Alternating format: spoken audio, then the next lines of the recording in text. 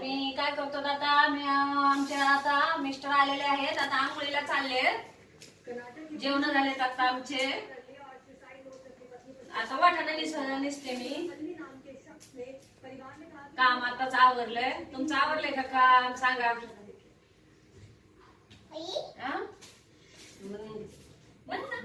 आमचे जेवण झालेत आताच. म्हण ना गाईस. बघा आमचं नातून काय आणलंय, वाटाणा चालतोय मला कुकात बुडवून.